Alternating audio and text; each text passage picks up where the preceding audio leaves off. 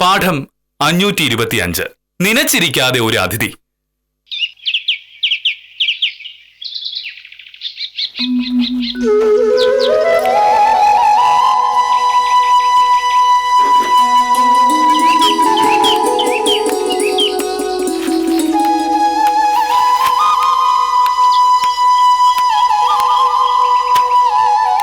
മോഹനേട്ടാ, നല്ല മഴക്കാറുണ്ടല്ലോ, മഴ പെയ്യോ? അത് പറയാൻ ഞാൻ ജോത്സ്യനല്ലല്ലോ.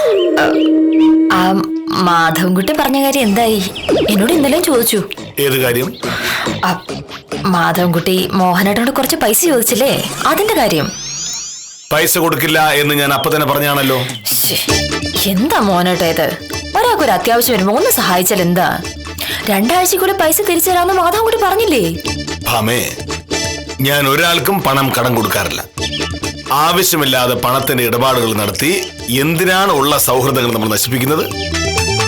പിന്നെ മാധവൻകുട്ടിയുടെ കാര്യം, മറ്റാർക്കെങ്കിലും ഞാൻ പണം കടം കൊടുക്കേണ്ടി വന്നാലും മാധവൻകുട്ടി കൊടുക്കില്ല.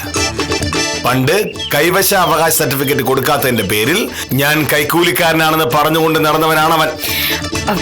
അത് എത്ര നാള് മുന്നത്തെ കാര്യ. അങ്ങനെ പറഞ്ഞതിന് മാധവൻകുട്ടി ക്ഷമ ചോദിക്കുകയും ചെയ്തില്ലേ? പക്ഷെ ഞാൻ ക്ഷമിച്ചില്ലല്ലോ. എന്താണ് മോനോട്ട് എങ്ങനെ പറയുമ്പോ? വലിയ ഗാന്ധിയനാ. ക്ഷമയെ സമാധാനം പഠിപ്പിച്ച ഗാന്ധിജിയെ ഏറ്റവും വലിയ മാതൃകയായി കൊണ്ടു നടക്കുന്ന മോഹനേട്ടന് സ്വന്തം ജീവിതത്തിൽ ഒരാളുടെ തെറ്റ് ക്ഷമിക്കാൻ വയ്യ. നീ എന്തൊക്കെ പറഞ്ഞാലും മാധവൻകുട്ടിയോട് ക്ഷമിക്കുന്ന പ്രശ്നമില്ല. കഷ്ടം തന്നെയാണ്. കൊലപാതകം നടത്തിയവരോട് വരെ ആളുകൾ ക്ഷമിക്കുന്ന ഈ കാലത്ത് ഒരു നിസാര പ്രശ്നത്തിന്റെ പേരിൽ മനസ്സിൽ വൈരാഗ്യം കൊണ്ടു നടക്കുന്ന ഒരു മഹാൻ.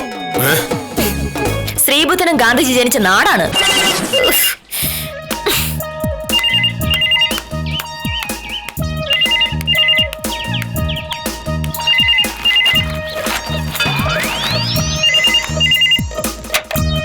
ഹലോ, അതെ. വിജയകുമാർ സാറോ? ഒരുപാട് ദിവസമായല്ലോ സാറിനെ കണ്ടിട്ട്. അതെയോ? ആഹാ. ഓ ഓ ശരി. ആ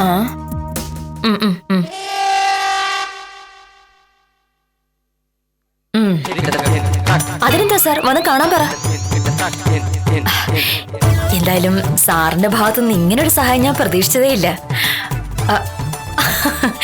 അതെ അതെ അതെ, വലിയ സന്തോഷം സാർ. രാവിലെ തന്നെ വന്നോളാൻ പറഞ്ഞോളൂ. ശരി. ആരെ വിളിച്ചെന്നറിയോ? ഞാൻ ജോത്സ്യനല്ല എന്ന് കുറച്ചു മുമ്പ് പറഞ്ഞതേ ഉള്ളൂ. അഡ്വക്കേറ്റ് വിജയകുമാർ. പറയാന്ന്. ദാസപ്പന് വധക്കേസിൽ പ്രതിക്ക് വേണ്ടി ആദ്യം കോടതിയിൽ ഹാജരായത് വിജയകുമാർ സാറായിരുന്നു. പിന്നെ കക്ഷിക്ക് തന്നെ വക്കീലിനൊന്ന് മാറ്റണമെന്ന് തോന്നി. അങ്ങനെയാള് എന്നെ കാണാൻ വന്നു. ഞാൻ വിജയകുമാർ സാറിനെ വിളിച്ച് ചോദിച്ചു. പുള്ളിക്കാരന് അതത്ര ഇഷ്ടപ്പെട്ടില്ലെന്നാണ് എനിക്ക് തോന്നിയത്. എന്തായാലും കേസ് ഞാൻ ഏറ്റു.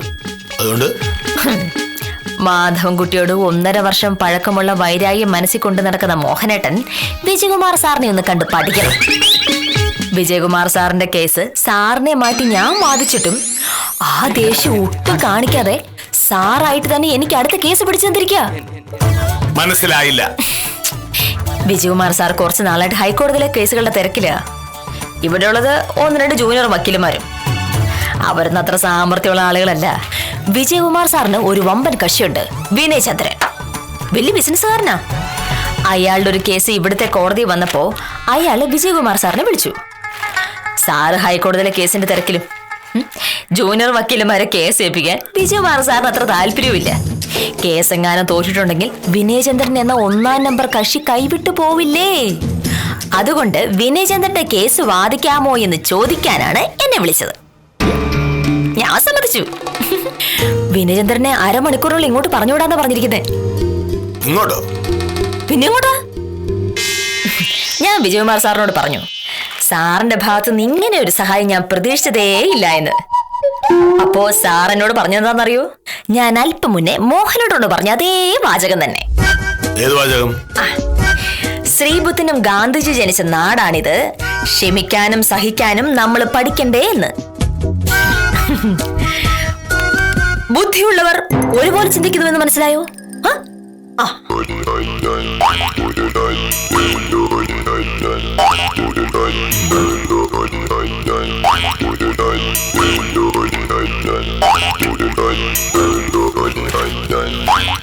ബുദ്ധിയുള്ളവർ എന്ന് നീ പറഞ്ഞ ആരൊക്കെയാണ്? എന്നെയും വിജയകുമാർ സാറിനെയും. നിന്റെ ബുദ്ധിയുടെ കാര്യം എനിക്കറിയാവുന്നത് വേറെ ആർക്കറിയാം? അത് വിട്.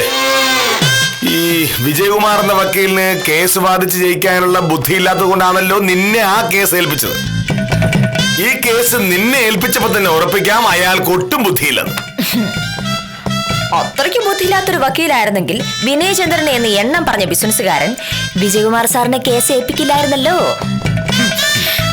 മോഹനേട്ടൻ ഈ വിനയചന്ദ്രൻ സാറിനെ പറ്റി എന്തറിയാം? രാവിലെ ഇന്ത്യയിലാണെങ്കിൽ ഉച്ചയ്ക്ക് സിംഗപ്പൂർ, വൈകിട്ട് ദുബായില്. ഇങ്ങനെ പറന്നു നടക്കുന്ന ഒരു ബിസിനസ് രാജാവാണ് ഈ വിനയേന്ദ്രൻ സാർ. അങ്ങനെ ഒരാളുടെ കേസ് വാദിക്കണമെങ്കിലേ കഴിവ് മാത്രം പോരാ, ഭാഗ്യം കൂടി വേണം. ഭാഗ്യം വേണ്ടത് അയാൾക്കാണ്. കേസ് ജയിക്കണമെങ്കിൽ കേസ് വാദിക്കുന്നത് നീയാണല്ലോ. ഞാൻ കേസ് വാദിക്കും, ജയിക്കും. വിനയേന്ദ്രൻ സാറിന് വിശ്വാസമുള്ള വക്കീലുമാവും. പിന്നെ ഞാൻ കേസ് വാദിക്കുന്നത് ഇവിടെ മാത്രമായിരിക്കില്ല. പുള്ളിക്കാരന്റെ കേസ് വാദിക്കാനായി ഞാൻ സിംഗപ്പൂരിലോ അബുദാബിയിലോ പോയിട്ടുണ്ടെങ്കിൽ മോഹനേട്ടൻ അത്ഭുതപ്പെടരുത്. അന്നും കെ മോഹനകൃഷ്ണൻ സാർ ഒരു സാധാ വില്ലേജ് ഓഫീസറായി കാന്തല്ലൂരിലൂടെ തെക്കും വടക്കും ഇങ്ങനെ നടക്കും. സ്വപ്നം കാണാനുള്ള സ്വാതന്ത്ര്യം ഉണ്ടെന്ന് കരുതി എന്തും കേറിയും കാണല്ലേ ഭാമേ. ഈ കേസ് തോറ്റ് നീ മൂക്ക് കൊണ്ട് ഇഷ്ട വരയ്ക്കുന്നത് നമുക്ക് കാണാം. ഇത് അസൂയ, സ്വന്തം ഭാര്യയോടുള്ള അസൂയ. മോഹനേട്ടാ, 15 മിനിറ്റുള്ളിൽ വിനേന്ദ്ര സാർ ഇവിടെ എത്തും. മാന്യന്മാര് പെരുമാറുന്ന സംസാരിക്കുന്നതും എങ്ങനെയാണ് എന്ന് അപ്പം മനസ്സിലാവും. മോഹനേട്ടനെ പോലെ കേരളത്തിന്റെ ഇട്ടാവട്ടത്തിൽ മാത്രം ജീവിക്കുന്ന ആളല്ല വിനയേന്ദ്ര സാറ്. ലോകം മുഴുവൻ യാത്ര ചെയ്ത് വലിയ വലിയ മനുഷ്യരുമായി ഇടപെട്ടതിന്റെ അനുഭവമായിട്ടാണ് അദ്ദേഹം വരുന്നത്. മോഹനേട്ടൻ ഈ അസൂയക മാറ്റിവെച്ചിട്ട് വിനയേന്ദ്ര സാറിനെ ഒന്ന് കണ്ടു പഠിക്കാൻ നോക്ക്. എങ്ങനെയാണ് മറ്റുള്ളവരോട് പെരുമാറേണ്ടത് എന്ന്. ഉത്തമനാ, എനിക്കൊരു വമ്പൻ കേസ് കിട്ടിയ കാര്യം ഉത്തമനോട് പറഞ്ഞില്ലെങ്കിൽ പിന്നെ ഞാൻ വേറെ ആരോടാ പറയേണ്ടത്?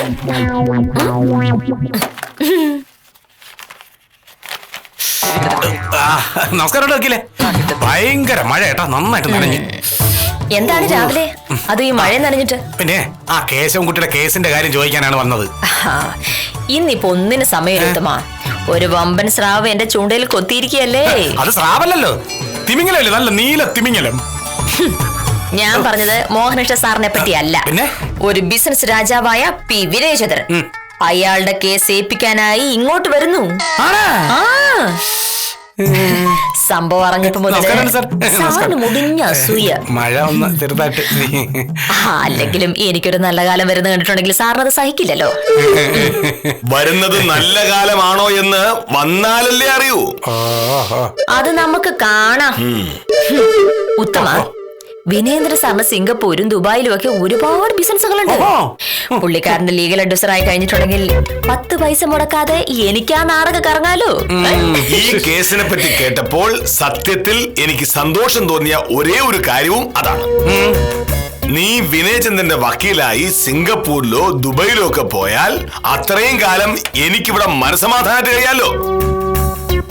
അങ്ങനെ പോകാൻ നിനക്കൊരു അവസരം കിട്ടിയാൽ അത് വിനയചന്ദ്രന്റെ ചിലവിലാവില്ല. നിനക്ക് ചിലവിലുള്ള കാശ് ഞാൻ തരും.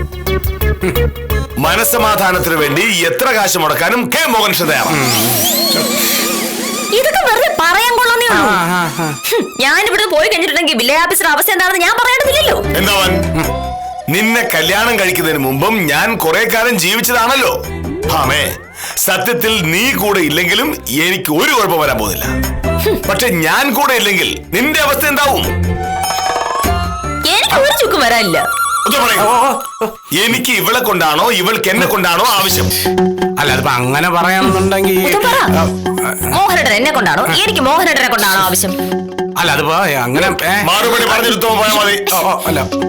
അല്ല, അതിപ്പോ അങ്ങനെയൊക്കെ ചോദിച്ചു കഴിഞ്ഞാൽ ഈ മോഹനയുടെ സാറിനെ കൊണ്ട് വക്കീലിനാണോ വക്കീലിനെ കൊണ്ട് മോഹനയുടെ സാറിനാണോ അത്യാവശ്യം എന്നതിനേക്കാൾ എന്റെ ഗതികേട് കൊണ്ട് എനിക്ക് നിങ്ങളെ രണ്ടുപേരെയും കൊണ്ട് ആവശ്യമുണ്ട് എന്നൊരു ഒറ്റ കാരണത്താൽ ഞാനിതിന് മറുപടി പറയുന്നില്ല സാറേ. ഇനിയിപ്പം നിങ്ങളെ സംശയം തീർത്തേ പറ്റുള്ളൂ എന്നുണ്ടെങ്കിൽ ഒരു കാര്യം ചെയ്യും, നിങ്ങൾ നടക്കട്ടെ നോക്ക്, അപ്പൊ പിന്നെ അറിയാലോ. ബോധമുള്ള ഒരൊറ്റ മനുഷ്യൻ പോലും നിങ്ങളുടെ വഴക്കിൽ ഇടപെടൂല. അതുകൊണ്ടാ ഞാൻ വരട്ടെ സാറേ. ഒന്നത് ഭയങ്കര മഴ, നാളെ കാണാമേ. വെച്ചിട്ടുണ്ട്. എന്തെങ്കിലും ആവശ്യം പറഞ്ഞ് ഇനി കാണാൻ വരട്ടെ. എനിക്ക് ആ പ്രശ്നം ഉണ്ടാവില്ലല്ലോ. കാരണം ഇനി ഉത്തമന്റെ പോലെ നിസാര കേസുകൾ വാദിക്കാൻ എനിക്ക് എവിടെ സമയം ഉണ്ടാവാനാ?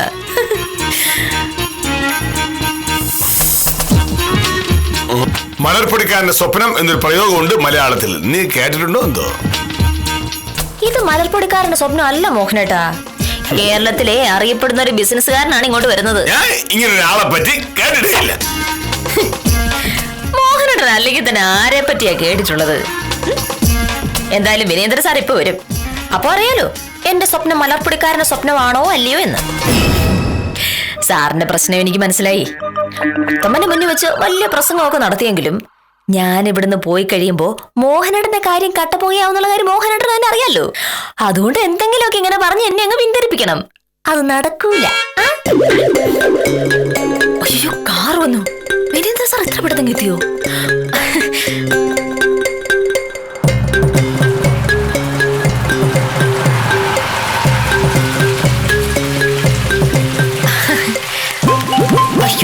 എന്റെ അമ്മ മഴ. എന്തുപറ്റി? ബിസിനസ് രാജാവ് വന്നില്ലേ? ഭയങ്കര മഴ. വീരേന്ദ്ര സാർ കാറിന് ഇങ്ങനെ പുറത്തിറങ്ങുക. ഈ കുളമുണ്ട് ഇങ്ങനെയെങ്കിലും ഒരു പ്രയോജനം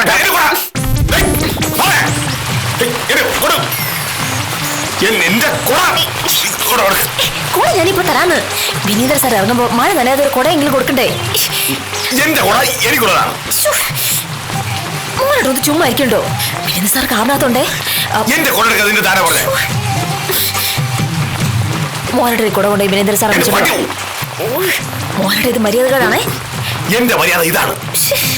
പിന്നെ ഞാൻ പോവാം. ഒന്ന് മിണ്ടായിരിക്കും.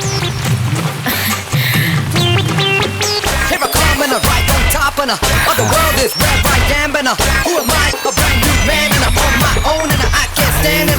What I want is everything. What I need is everything. What I love is everything. Now, I can't sing.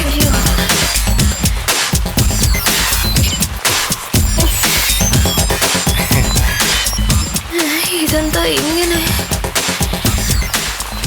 Hello, good morning miss Satyabhama.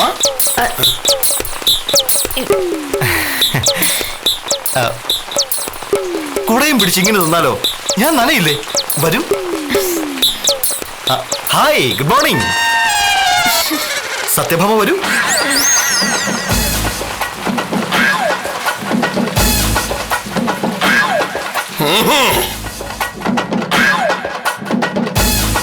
ഇരിക്കണം സാർ. Thank you.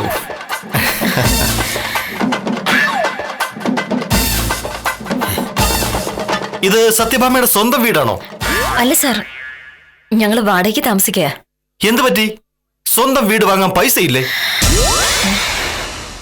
എന്റെ കേസുകൾ സ്ഥിരമായി വാദിച്ചോളൂ. എത്ര വീട് വേണമെങ്കിലും വാങ്ങിക്കാം. സാറിന് കുടിക്കാൻ ചായയോ കാപ്പിയോ? ഈ കാലാവസ്ഥയിൽ കുടിക്കേണ്ടത് ചായ അല്ല. എന്തായാലും സത്യഭാമ ചോദിച്ചതല്ലേ, ഒരു ചായ കുടിച്ചു കളയാം. ചായ എടുത്തോളൂ. ശരി സാർ. എന്താ പേര്? പേരില്ലേ? ഇരിക്കൂ, നമുക്ക് സംസാരിക്കാം.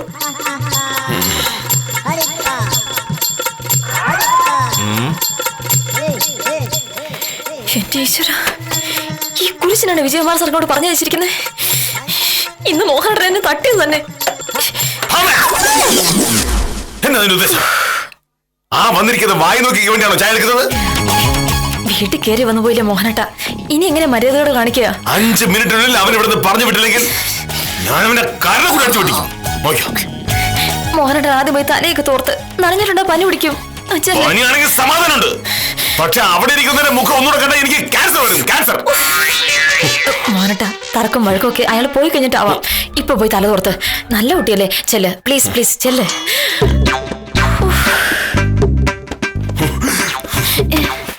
ഇനി ഈ കോടതി കൈകൊണ്ട് തൊട്ടാ നിന്റെ കൈ എന്തെങ്കിലും പിടിക്കും. ഓക്കെയോ? അഹങ്കാരി. ഈശ്വര, ഇനി എന്തൊക്കെയാണോ ഉണ്ടാവാൻ പോകുന്നത്?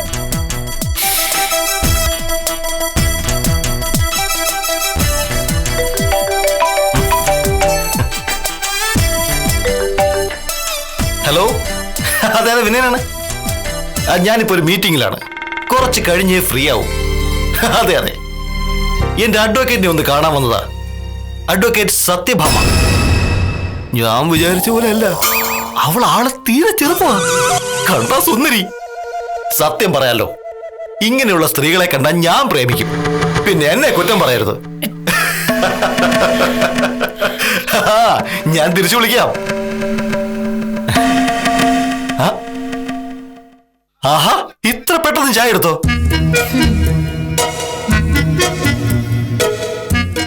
സാർ, എന്റെ ഒരു ഗേൾ ഫ്രണ്ടാ വിളിച്ചത്. കണ്ടിട്ട് കുറച്ചു നാളായി. എങ്ങനെ കാണും, ഞാൻ എപ്പോഴും യാത്രയിലല്ലേ. സത്യഭാമ ഇരിക്കൂ, നമുക്ക് കേസിന്റെ കാര്യം സംസാരിക്കാം. വേണ്ട സാർ, ഞാനിവിടെ നിന്നോളാം. സത്യഭാമയുടെ ഭർത്താവ് ഒരു പഴഞ്ചനാണെന്ന് തോന്നുന്നു. ഞാൻ പേര് വെച്ചിട്ട് പറഞ്ഞില്ല. പാവമാണല്ലേ? തല്ലുകൊള്ളാത്തത് തന്റെ ഭാഗ്യം. ഉള്ളത് പറയാലോ, അയാള് സത്യഭാമയും തമ്മിൽ ഒട്ടും ചേർച്ചയില്ല. നല്ല പ്രായമുണ്ടല്ലേ ഹസ്ബൻഡിന്? സാറ് വന്ന കാര്യം പറയണം. ഓ സോറി. വിജയകുമാർ എന്നെ പറ്റി പറഞ്ഞു കാണുമല്ലോ.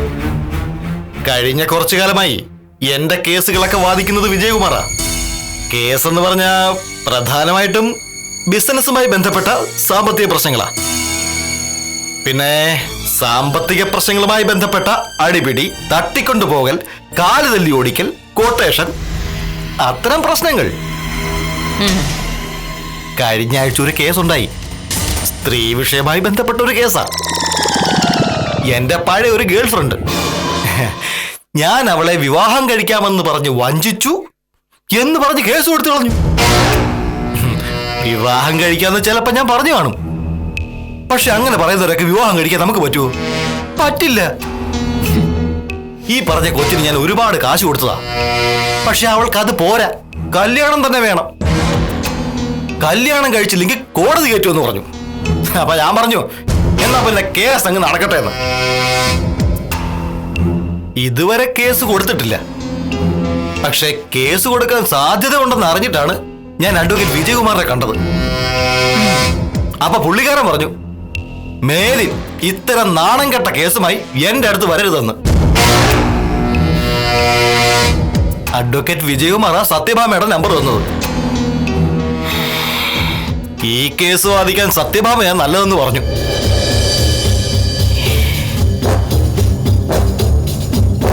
ഈ കേസ് കൊടുക്കുമെന്ന് പറഞ്ഞ പെൺകുട്ടിയുടെ പേരും അഡ്രസ്സും ഫോൺ നമ്പറും ഒക്കെ സാറിന്റെ കയ്യിലുണ്ടോ? ഉണ്ട്. കുറെ കാലം ഞങ്ങൾ ലവ് ആയിരുന്നല്ലോ. അപ്പോ ആ ഡീറ്റെയിൽസ് ഒന്ന് തരണം. അതെന്തിനാ? ഈ കേസിൽ ഞാൻ വാദിക്കുന്നത് അവക്ക് വേണ്ടിയാണല്ലോ. എന്ത് വാട്ടുന്നു? കുറച്ച് നേരമായി തന്നെ വേഷം കെട്ടി ഞാൻ സഹിക്കുന്നു. താൻ എന്താണോ അതിനെ പറ്റി കരുതിയത്? സാമ്പത്തിക തട്ടിപ്പ് നടത്തി പെൺകുട്ടികളെ പറ്റിച്ച് നടക്കുന്ന തനിക്കൊക്കെ വേണ്ടി കേസ് വാദിക്കലാണ് സത്യഭാമയുടെ ജോലിയെന്നോ? മിസ് സത്യഭാമ? മിസ് സത്യഭാമയല്ല, മിസ്സസ് സത്യഭാമ മോഹനകൃഷ്ണൻ. ഇറങ്ങ്. എന്താ ഇത്? ഇറങ്ങാൻ പറഞ്ഞ് ഇറങ്ങിക്കൊള്ളണം. മേലിൽ ഈ ഭാഗത്തെങ്ങാനും കണ്ടിട്ടുണ്ടെങ്കിൽ താൻ വിവരം അറിയും. താൻ എന്താണ് അതിനെ പറ്റി കരുതിയത്? അല്ല, അഡ്വക്കേറ്റ് വിജയകുമാർ പറഞ്ഞിട്ട്. അഡ്വക്കേറ്റ് വിജയകുമാറിനുള്ളത് ഞാൻ വേറെ വെച്ചിട്ടുണ്ട്. ആദ്യം താൻ ഇവിടെ ഇറങ്ങാൻ നോക്ക്. അല്ല, കേസിന്റെ കാര്യം? ഇപ്പൊ ഇതൊരു സ്ത്രീ പീഡന കേസാണ്. ഇനി ഒരു മിനിറ്റ് കൂടി താൻ ഇവിടെ നിന്നിട്ടുണ്ടെങ്കിൽ അകത്തിരിക്കുന്ന ആ സാറ് പുറത്തേക്ക് വരും. അപ്പൊ പിന്നെ ഇതൊരു കൊലപാതക കേസായി തീരും. അത് വേണോ? അത് വേണ്ട. എന്നാ പിന്നെ ഇറങ്ങിയട്ടെ. വേണ്ട അല്ലേ?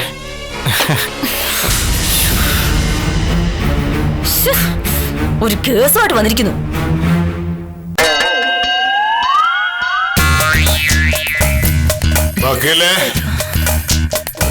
രാവിലെ ഇന്ത്യയിൽ, ഉച്ചയ്ക്ക് സിംഗപ്പൂരിൽ, വൈകിട്ട് ദുബായിൽ. ഇങ്ങനെ പറന്നു നടക്കുന്ന ഒരു ഭയങ്കര പ്രതിഭാസമാണ് വിനയൻ സാർ. അങ്ങനെ ഒരാളുടെ കേസ് വാദിക്കുന്നത് ഭാഗ്യമല്ലേ? ഇപ്പോ കേസ് ഇവിടത്തെ കോടതിയിലാണ്. പക്ഷെ ഇനിയുള്ള ഞാൻ സിംഗപ്പൂരിലോ അബുദാബിയിലോ പോയാൽ അത്ഭുതപ്പെടല്ലേ? അന്നും കെ മോഹനകൃഷ്ണൻ ഒരു സാധാ വില്ലേജ് ഓഫീസറായി കാന്തല്ലൂരിലൂടെ തെക്ക് വടക്ക് ഇങ്ങനെ നടക്കും. എന്നാ സിംഗപ്പൂര് പോകുന്നത്? ഒരു അബദ്ധം പറ്റിയതാ. ഈ വിജയകുമാർ മനപ്പോ എന്നെ കളിയാക്കാനായിട്ട് ചെയ്തതാ. അയ്യോ, വൈരാഗ്യവും ദേഷ്യവും മനസ്സിൽ സൂക്ഷിക്കരുത്. നമ്മൾ എല്ലാവരോടും ക്ഷമിക്കാനും മറക്കാനും തയ്യാറാവണം. ശ്രീബുദ്ധനും മഹാത്മാഗാന്ധിയും ജനിച്ച നാടാണിത്. വിജയകുമാർ സാറിനെ കണ്ട് ഞാൻ പഠിക്കണം എന്നല്ലേ നീ കുറച്ചു മുമ്പ് പറഞ്ഞത്? അബദ്ധം പറ്റിയെന്ന് ഞാൻ പറഞ്ഞില്ലേ? പിന്നെ ഞാൻ പറഞ്ഞു, ഞാൻ വിനയനെ കണ്ട് പഠിക്കണമെന്ന്. ആളുകൾ മാന്യമായി പെരുമാറുന്നതും സംസാരിക്കുന്നതും എങ്ങനെയാണെന്ന് അപ്പ മനസ്സിലാവും. എന്റെ സ്വഭാവം ഈ നൂറ്റാണ്ടിനെ പറ്റിയതല്ല എന്ന് ഞാൻ അവനെ കണ്ടു പഠിക്കട്ടെ. അതുപോലൊരു നിക്കറുവിട്ട് ചെവിയിൽ കമ്മലും കയ്യിലൊരു വളയിട്ട് നടക്കാം. വഴിയിൽ കാണുന്ന പെണ്ണുങ്ങളെയൊക്കെ പഞ്ചാര അടിക്കുകയോ കയറി പിടിക്കുകയോ ഒക്കെ ചെയ്യാം. സത്യം പറഞ്ഞ ഇന്ന് എന്നോട് പറഞ്ഞ ധിക്കാരത്തിന്റെ പേരിൽ നിന്റെ പല്ലടിച്ചു ചോദിക്കണ്ട. ഞാനത് ചെയ്യാത്തത് അവസാനം നീ അവനോട് പറഞ്ഞൊരു ഡയലോഗ് ഇല്ലേ, അതിന്റെ പേരിൽ. അത് തിരക്കിടില്ലായിരുന്നു. ആ ഡയലോഗ് കേട്ടപ്പോ നീ കൊള്ളാന്ന് എനിക്ക് തോന്നി. അതിനു മുന്നേ അപ്പൊ തോന്നിയിട്ടില്ല. ചിലപ്പോഴൊക്കെ തോന്നിയിട്ടുണ്ട്. എന്തായാലും വിജയകുമാർ വക്കീലെ ഞാൻ വിടില്ല. പക്ഷേ ഗാന്ധിജിയും ബുദ്ധനും ഒക്കെ ജനിച്ച നാടാണിത്. ഝാൻസി റാണി ഉണ്ണിയാർച്ചൻ ജനിച്ചതും ഇതേ നാട്ടിൽ തന്നെയാ. അവന് കുഴപ്പമില്ല. വില്ലേജ് ഓഫീസറുടെ കണക്ക് കൂട്ടലുകൾ മാത്രമല്ല തെറ്റിപ്പോകുന്നത് എന്നതാണ് ഈ കഥയുടെ ഗുണപാഠം. വന്നുചേരാൻ പോകുന്ന വലിയ ഭാഗ്യത്തിന്റെ പേരിൽ ഒട്ടൊന്ന് അഹങ്കരിച്ചതിന്റെ ശിക്ഷയാണ് സത്യഭാമയ്ക്ക് കിട്ടിയത്. ശ്രീബുദ്ധനും ഗാന്ധിജിയും ജനിച്ച നാടല്ലേ, ഇതും ക്ഷമിച്ചു കളയാമെന്ന കണക്ക് കൂട്ടലിൽ ഇന്നത്തേക്ക് വിടാം. കാര്യം നിസ്സാരം തുടരുന്നു.